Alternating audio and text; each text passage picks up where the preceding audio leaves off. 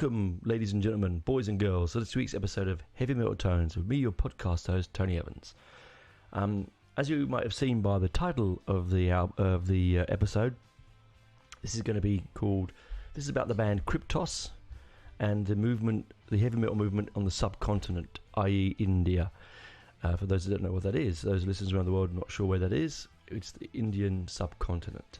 Now, Kryptos first came to my ears around about 2019, maybe even late 2018. They were new to me. I was sort of just at that time starting up my own Facebook page for everyone that enjoyed new wave of British heavy metal and all things metal, as it is called. And I still run it. I don't do much on it these days, but it is there, sort of self. It sort of it looks after itself almost, self-perpetuating, I should say the right word. Anyway, I come across them on a video clip on a YouTube channel. Someone was doing, Nwabum music, modern Nwabum music. I thought, okay, jump in. And these guys came on, and it blew my mind, to be honest. It was like, oh wow, these guys are really amazing. They are they did play a really interesting form of thrash and classic metal and heavy metal and death metal and all sorts of different things, but in a really sort of nuanced and individual way, which is what you want when you're listening to music, right? You want it to be a different every now and again. So it captured my imagination, and Benji and I decided we really sort of started digging them quite big time, and we contacted the band, and they did way back in the midst of time, they did an interview for us, but it wasn't a vocal interview. It was like we sent 10 questions, they replied with 10 answers. It was a Q&A kind of thing, and it was really interesting. I'll have to hunt it out and if I can find it and put it up again. But they are going to come on the show sometime next year, because the reason I'm talking about this band is that as of late next year, 2024, they're going to be in Australia touring for the first time, and it's really, really exciting. And they are going to be playing Canberra, which is a little bit of an exclusive on this show. For those that are listening who are in the Canberra area, they're playing in Canberra in October of next year. It's really exciting because very rarely in our lives, our musical journey, are we part of or are we watching the birth of new genres and new parts of the world, playing the music that is always taken for granted in English-speaking Western countries. So if you'd said to me 10 years ago, Indian heavy metal, I would have sniggered. And not because they can't do it. I just thought culturally it's not something that they would really be into. It would be very, very underground, and I'm sure it was very, very underground for a long time. But Kryptos came along formed their fantastic band in 1998. Or was it? Yeah, not about 98. Yes, they formed in 98. And they've had 6 albums out. Now, I can only get hold of and listen to the latest 4 albums. The first 2 albums are very difficult to get hold of, and I have tried hunting down the first 2, Spiral Ascent and Arc of Gemini, 2004 and 2008, but they're very hard to get. They're with the original lineup of the band, and they're with this sound that was very much heavier, and this is why I'm reading, I haven't heard it, darker and more raw. You can't get them. I've tried Spotify, they don't have it. I've tried iTunes, they don't have them. Maybe someone out there in the audience who does have copies of them and wouldn't mind sending me a downloaded file of them. I would love to hear it. I might have to reach out and ask the band if they can send it to me. We've been talking on and off since like the early days of the page, as I said. So it made me think when they were coming over here. It made me think about the sort of the widespread phenomena of not just heavy metal. It's obviously heavy metal because this is what the show is called and about, but all forms of rock and roll. If you think about how late it got through the Iron Curtain into Russia and Eastern Europe, and how ridiculous, and I mean this in the nicest way, listeners, how ridiculous Eurovision is sometimes with their concepts of rock and roll from, those sort of far-flung Eastern European countries that we know under the name of until the fall of communism, and they're all valid and they make wonderful people with wonderful cultural heritage and make beautiful music, but they're sort of stuck back in sort of 1981, a lot of them, because that's where their musical tastes probably start, where they could access music from that point onwards, so their heritage is that time. But with bands like, what was surprising about when Kryptos, because they were the very first Indian band, really they're the forerunners of the Indian metal scene, and what they haven't done, you could put on the back of a stamp, really, considering the scene itself there. I mean, there's 1.4 billion people, and I could be wrong, population, huge population over there. So, their fan base would be very, very small at home, but they are massively followed around the world. They've played Varkan, they've played the Bangalore Open Air Festival, which they support Iron Maiden on their Indian tour, 2008, which is just amazing considering that their biggest influence is Iron Maiden musically, and you can hear it musically. They've supported Creator, Testament, all these are their influences. They are their influences. So to them to be on the same lineup and in the same green rooms and the same tour buses or whatever of their heroes would be amazing for them. And what's brilliant about them is that they're not stuck in the past. So when you put on, as I said, I can't speak for the first two albums, but when you put on the Calls of Apollyon, I'm going to have said that wrong. Calls of Apollyon. Let me see if I can pronounce that properly. The Coils of Apollyon. Sorry.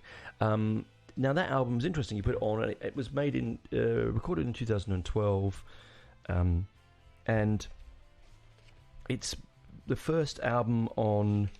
They signed to a new album called Old School Metal Records from America, and they were the first Indian band to have an international label, which is not first Indian band, but first Indian metal band to have an international label. The lead guitarist Nolan would become the lead singer and guitarist.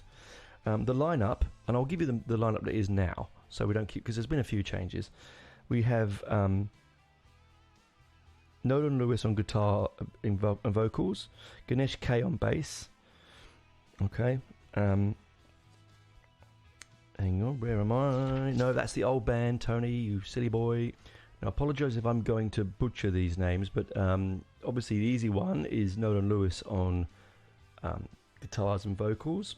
And then we have Rohit Chaturvedi on guitars, lead guitar, and we have Vijit Singh on drums. I don't know, it doesn't really mention who the bass player is, but I'm sure there is a bass player there somewhere. I think it's played by on the album by Nolan Lewis, I think. Anyway, now I've butchered everyone's names and got myself down a rabbit hole. This is what happens when you have too many Christmas parties the night before recording. Brain gone away. Come back another day, I think. Some more tea, 1 second. Anywho, me mucking up would not be me if it wasn't me, right? Anyway, so this is the band. So they formed, and they don't see. Well, I've lost my train of thought because I was trying to get back to where I was. So the Cause of Apollyon in 2012 was the first internationally signed album. That's when they started to really take off. It's an interesting sound because I haven't heard the first two, but this one I have quite a lot, and it's quite doom laden. It's quite doom ridden because they are actually quite influenced by Candlemass and Merciful Fate.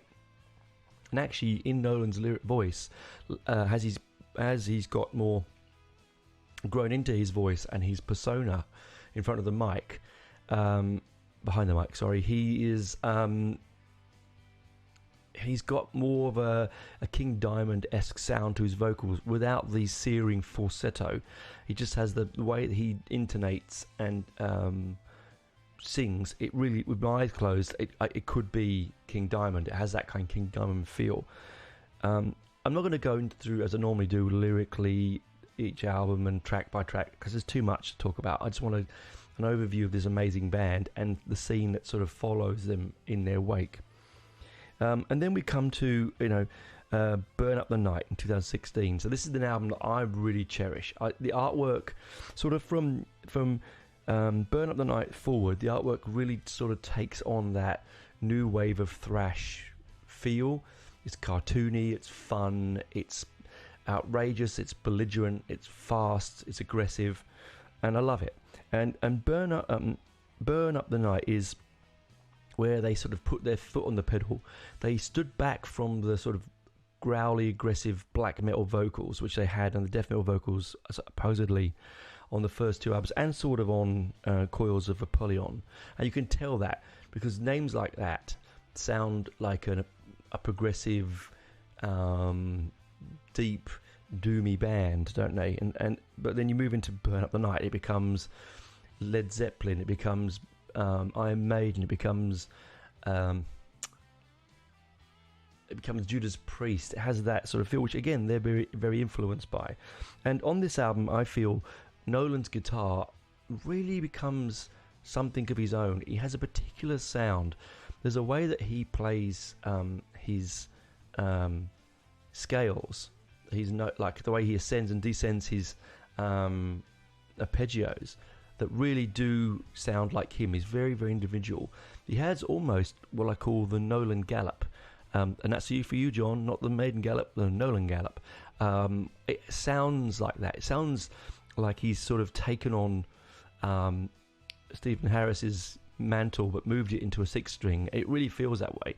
The whole thing about this, and what's marvellous about Kryptos and the scene that moved out and around them, is they're not trying to hammer in a round peg in a square hole. They're not trying to bludgeon in Indian themes and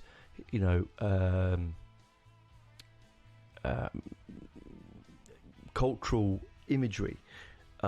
They just want to make rock and roll, heavy metal that they listen to, and what they want to replicate it. Now, some people might say, no, that's not a good tone. But shouldn't they be proud of the heritage and mix it in? Yes, they probably should. And I'm not sure, they probably will one day. But right now, they're just having a lot of fun making music that's accessible to everyone. Why would you make music in a country as vast as India, with such a diverse and culturally different sound to the music you're making, with an Indian sound? It's not going to work because you won't sell any of the records, and you won't sell outside the country. And to be honest, let's be fair, it comes down to selling records and touring, and that's what they want to do. And I've talked to them, and that's their big whole ethos: is have fun, party, play loud music, fast music, tight leather jeans, long hair, smoke machines, wind machines, groupies, the whole 9 yards, right? They've done all the touring in Europe. They were the first Indian band, heavy metal band, to tour Europe across a Europe-wide tour, not Europe-wide, that's ridiculous. A Europe-wide tour. Say that with your head, teeth out. But still they're still true to the sound that they make. What I also like about them is that they are, as I said, not hearing the first two albums. The ones I have heard have been they've diversified their sound from album to album, and they're blending to a point where we're going to get to the stage we're talking about the latest album, where the sound is really truly them. Like early albums like Burn Up the Night and Afterburner, for me, and Face of Danger, they are, sorry, not Face of Danger, but Coils of Apollyon, Burn Up the Night and Afterburner. Those three are very much a homage, or homage to say, if you want to say it in French, to all their influences. All their influences there. If you want to pick at influences, you can find them. Creator, Iron Maiden. I mean, particularly in the way that the choruses are strung together and the way that musically it's orchestrated, it's very Maiden-esque. But then with the speed, it's very Slayer and Metallica and Judas Priest. It's very clean. It's very almost it has a little bit of Dragon Force-iness to it, which I don't like to admit to, but it does. And it's so they've not stood on their laurels and gone, right, well, we've been around since the late 90s, let's just make the same sound over and over and over. It feels that they've moved. It's almost like that they've grown up making these albums as they've made them. With some bands, a lot of bands, they mature first, through gigging and all that stuff, and then they make their albums, and then they have their sound, and it generally sort of stays the same. But because I think with the concept, with India being the way it is and the way it's so difficult, it's such a vast country, and so culturally different to everywhere else, that they probably didn't have the ability to just go and do small little venues, tour up and down the country, get their sound, and then final it, get a final sound. I think they've sort of tempered with their sound, mixed their sound, play with their sounds and their influences through each album. Because as each album has come along, they've got far more and more efficient at their instruments. I know there's new members come in and new members have gone and so forth, but Nolan has always been there, and you can tell that he's like Steve Harris. He's holding the band together, So, and these albums are easily accessible now on Spotify and iTunes. But Force of Danger, the latest album that came out in 2021, just sort of around the end of the COVID-y sort of, or middle, I don't know, was it, I'm so long ago now, was that middle of COVID? Please remind me, I can't remember now. 2020 was COVID, wasn't it? Seems like forever ago, but anyway, it came out and it was a real refreshing sort of for my ears. It was really refreshing because I thought I was going to get another Afterburner, and I thought that was fast enough. And then Force of Danger came out, and it feels like they've put their foot down on the pedal and gone bang, and it's just as fast as they come. I said I wasn't going to talk about individual songs, but to be honest, my favourite song on the album is Thunder Child, and then followed very, very closely by Force of Danger, the title track. They just have some. It's just got some wonderful piece of. The intro is really good on Thunder Child. I really like the guitar work. At one point, I was thinking, please let it just let it be instrumental. I was hoping, sorry boys, that it would be instrumental all the way through, because I didn't really mind if the lyric didn't come over it, and because it was very much like a Transylvania. Iron Maiden's Transylvania. It had that feel. I thought, ooh, this could be a fun piece of music to move to. But then the lyric come in, and hey, it's still a really good song. So, what am I coming with this? What I'm trying to say is that I am personally very surprised that the band like Kryptos and other bands which I'll mention later on have come from a country that's culturally, religiously and spiritually completely not the place that I would imagine heavy metal to be born from. I mean, it's a country of vast religious differences, vast regional dialects, vast regional cuisine, and mountainous. It's green, it's hot, it's crowded, it's empty. It's an amazing country, ancient, and I'm surprised that it took to around about the late 90s for them to sort of find their feet in this musical genre. I'm not surprised either. It was probably being played a lot. I mean, if I dig deeper, I'm probably going to find bands that were playing well before '98. But they weren't recorded, or they were only on rare cassettes maybe, and poorly mixed, and it doesn't give you the true sense of the band. Whereas Kryptos, they're really nice guys. I mean, that's another thing. They're just such nice guys.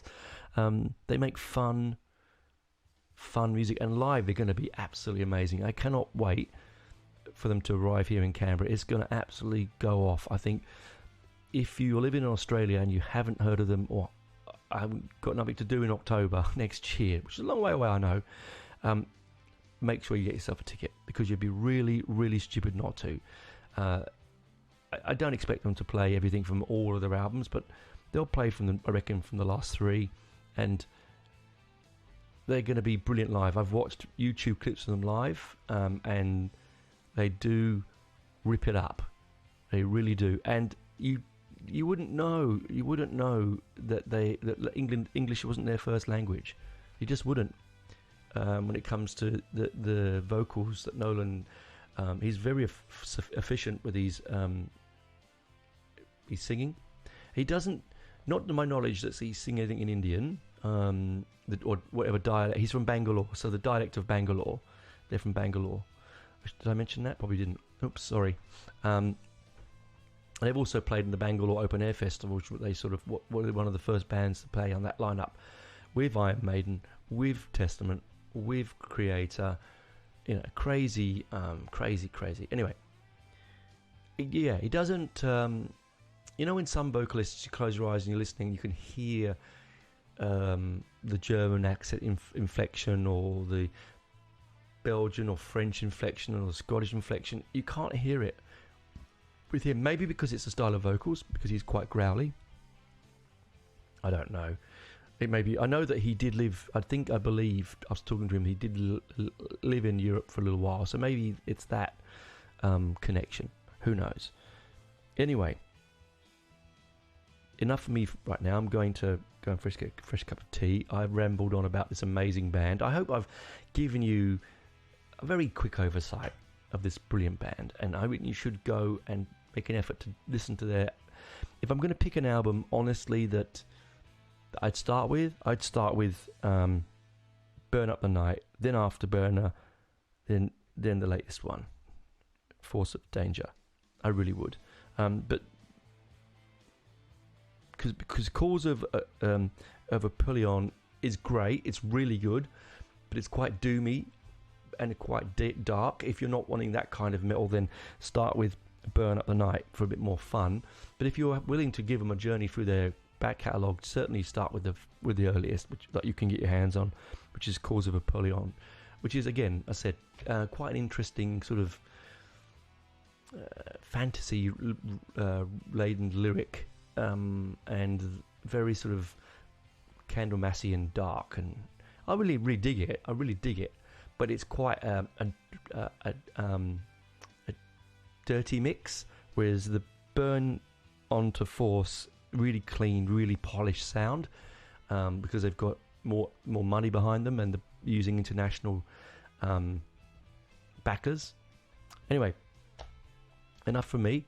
I'm going to go and get a cup of tea. I'll come out the other side and we'll talk about other bands that you might be interested in from India. Bye for now.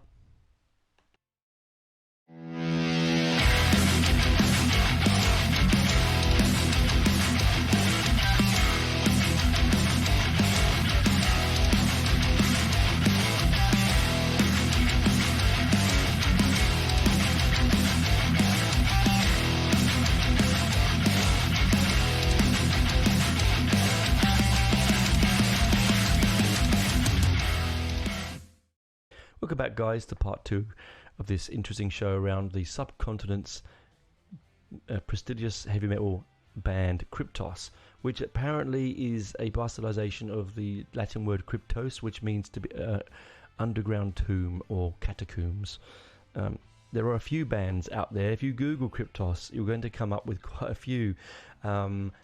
Just look for the one that has the Indian. If you can't find them, type Indian Kryptos. You'll find the band. Anyway, so thanks for staying with me on this one. If you're still with us, if you're still with me, thank you very much. I just want to do a little bit of housekeeping. Week after next will be Christmas week, and I will be doing, as always, it's my annual Christmas specials. So I do the Christmas week, so Monday through to Sunday. I do 8 to 10 minute episodes each day for 6 days. Now I have got a lot of ideas for them, some good, some bad, some mediocre. I'm sure you're going to enjoy them. It's always more difficult to think of 6 ideas, so I do it as a challenge to myself, than 1 hour long program where I can just ramble like I usually do, and then sort of make people's eyes roll or make them smile, whichever comes first. Said the vicar to the nun. Now let's get back to the scene in India. It's very much like, when I think about it, as I said before, I like the Eastern European scene that grew sort of quite rapidly from the early 90s onwards, when Maiden first went behind the curtain, like in 88, around that time onwards. It sort of built the scene. It's the same, I think, within India when Maiden again went back 2008. I'm sure there were a lot of bands that were formed or felt like they could play, or they felt strong enough to bear their arms, coat of arms, show their heart on their sleeves and be who they are. And I was doing some Googling and researching and trying to find bands that I could recommend, and I've come across a couple. Now I'm not going to go into the story of each of them. I'm just going to give you their names, what kind of genre that they are, and where roughly they're from.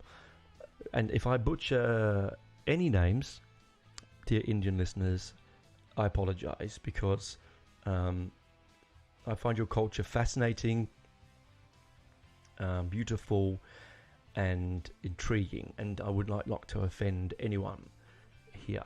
So I'm going to start off with one of the most brazen names, and I actually love this band. I've seen them on YouTube. Oh, it used to be a YouTube channel, and then they became a band. I don't know how that works. Bloody Wood, of course, which is a play on Bollywood, isn't it? They play a sort of anarchic, sort of hardcore, punky thrash kind of idiocy, and really, honestly, make yourself useful and go over and find them on YouTube. You might put a smile on your dial, all right? And then we've got, now this one I'm going to say wrong, I'm sure, Zygneme. So Z-Y-G or Z-Y-G N-E-M-E. Zygneme. I think that's how it's pronounced. They're a thrash band. I believe, I couldn't find where they're from. Anyone who knows where they're from, they're either from, they'll be from one of those like Bangalore or Mumbai or something, but I couldn't find where they were from. They're a relatively new band apparently, and I've sort of quickly listened to one song and thought they were pretty good. And the ones I'm mentioning, there's lots and lots and lots of bands out, of course, now across the subcontinent, but I'm picking up bands that I listen to quickly, that I recommend because I enjoyed them. Okay. And then we've got Man Eating Orchid. And they're a math metal prog band. Do you know what math metal is, guys? Come with me on this journey. Math metal is not something that I personally aim for. Tool is a math metal band, so they say. It's music that's mathematically perfect. They use maths to write the music. So I'm going to put in I'm using air fingers here, quotations. I'm going to put in that category dull, static, and insipid.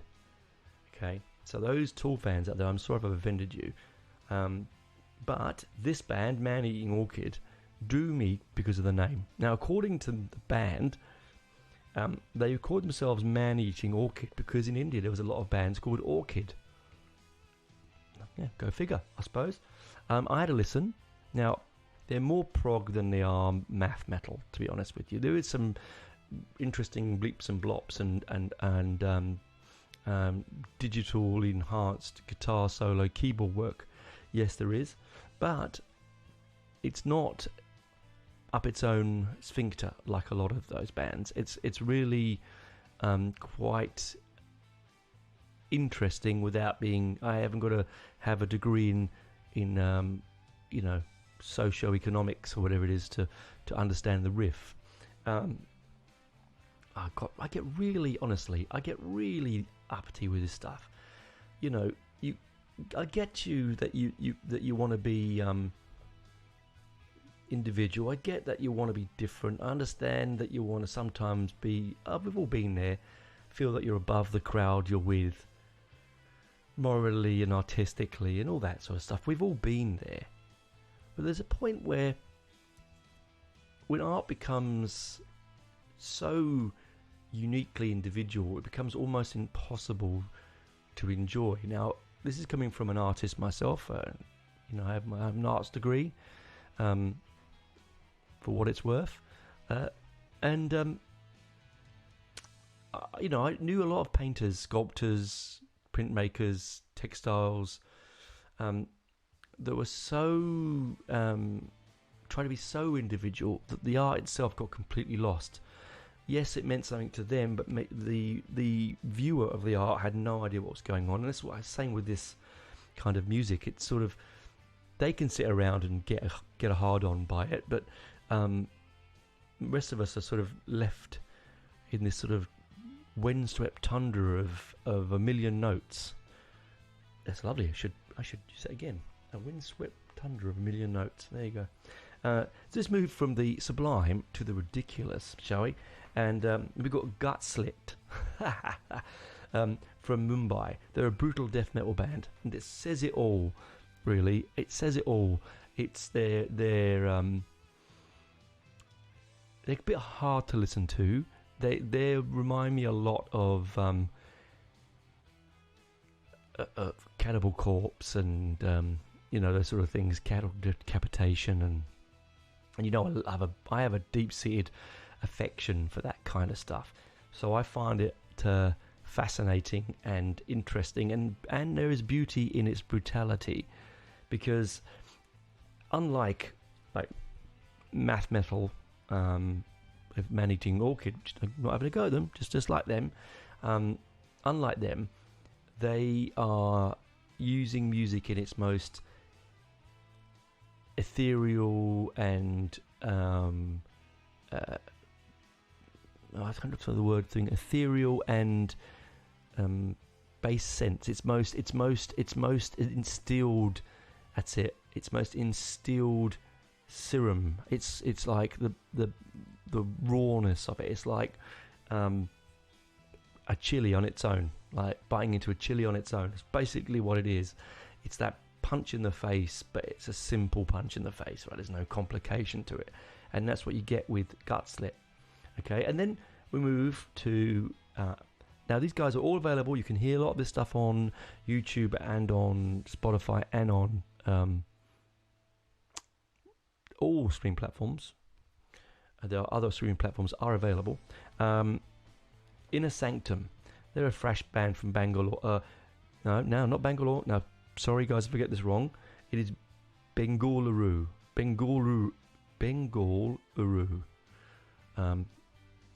And they really are sort of Kryptos clones, without that being offensive to the band themselves. They just seem to fall into the shadow of their very, very, very illustrious leaders of the genre. And the same way that Iron Maiden became the leading light of the new album movement, Kryptos are the same here. And so they're going to be copycats, mimics, paying homage, using their sound, you know, not deliberately, but just a way of because that's what they would do. They would I would imagine they would get an Iron Maiden song or a Kryptos song, and they would learn it and play it over and over and over and over and over again, like we all did. And so it influences the sound when they go to write their own music. Just like the Beatles with Chuck Berry and all that sort of stuff. And then we go to Godless from Hyderabad. Now, Godless, I had come across before I was researching this. They're a death metal band, and they are very much like Gutslit in the fact, but they are more technical.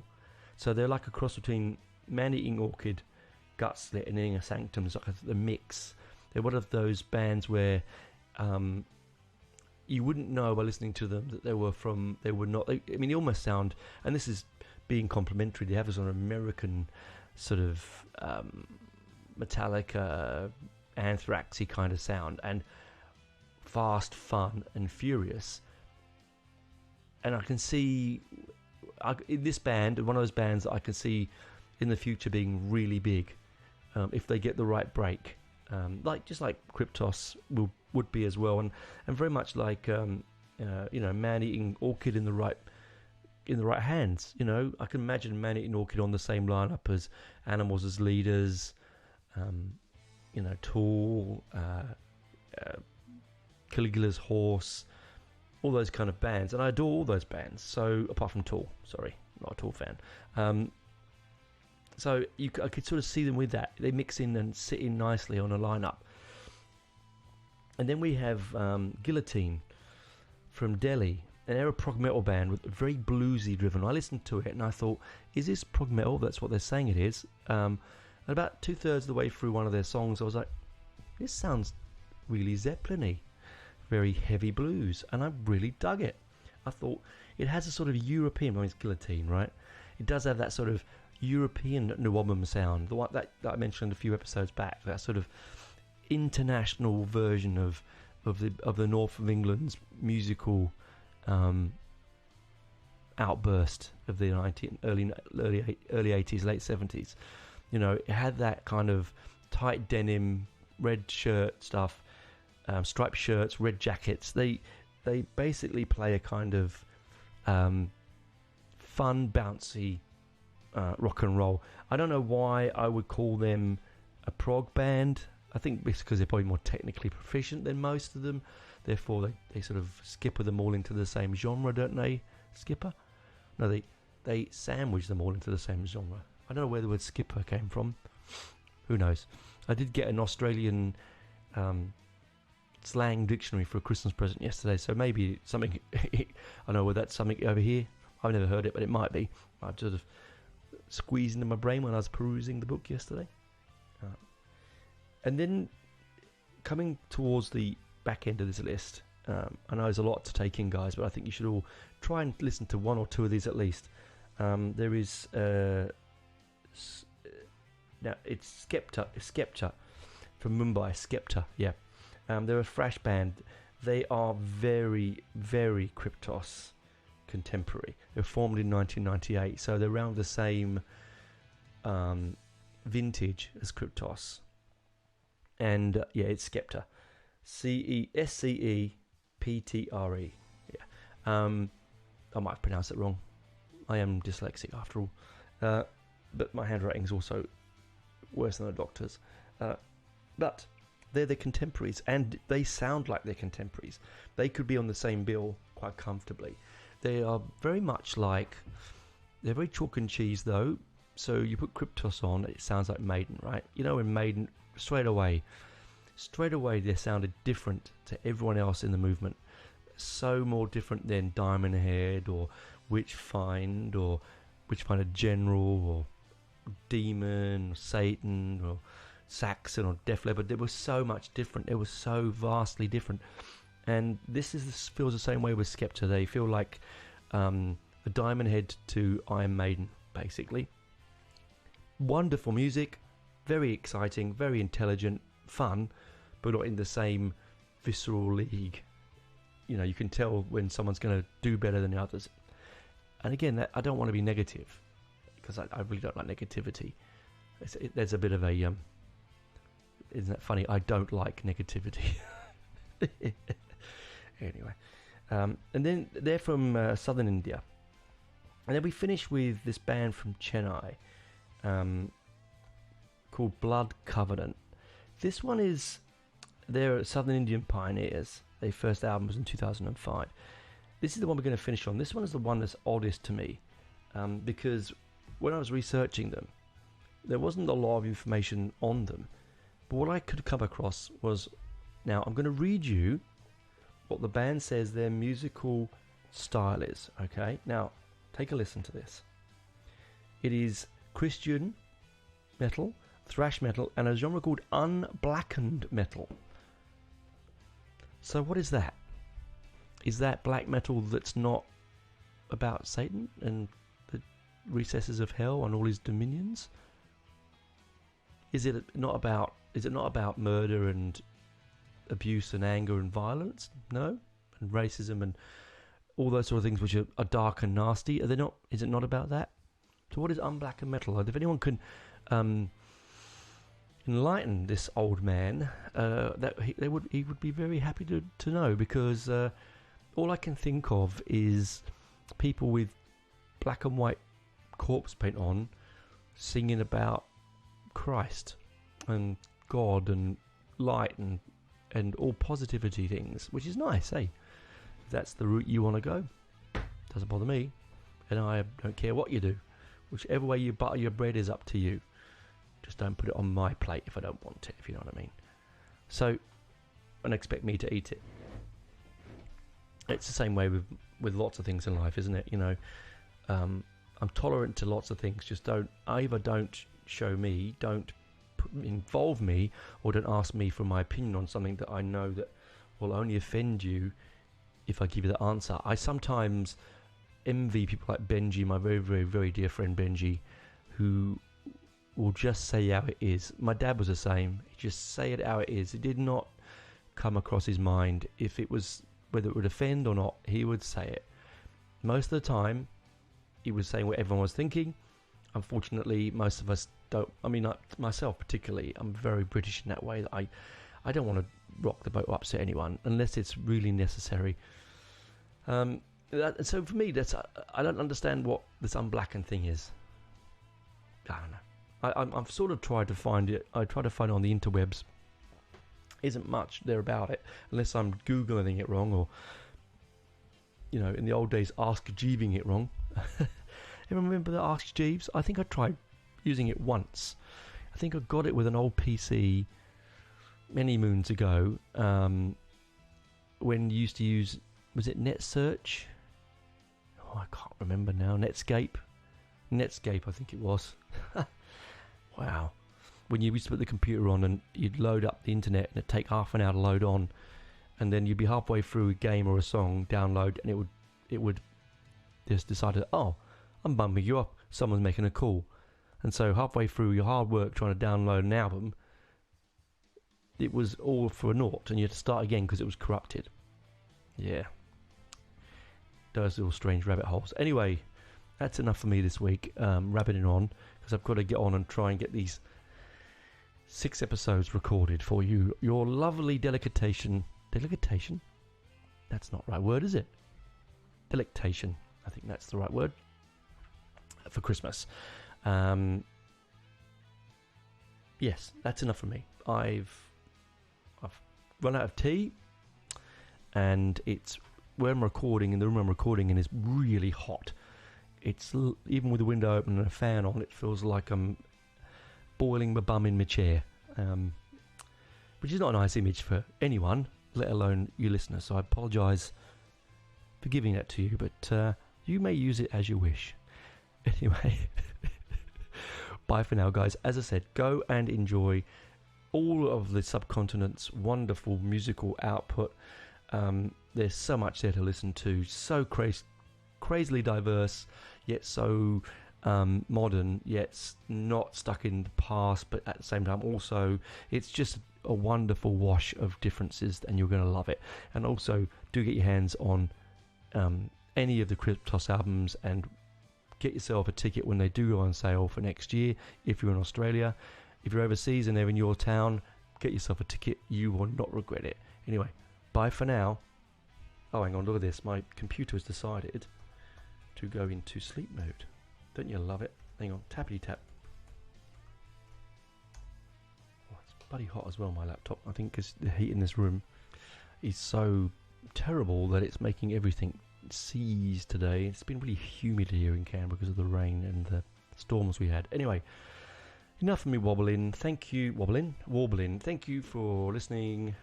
Have a good day. Have a good week. Look after yourselves. And also remember, like, subscribe, review, negative, positive, doesn't matter. I hope you enjoyed this rather interesting chat. I know I did. I love listening to the music. Anyway, talk to you soon. Bye for now, guys.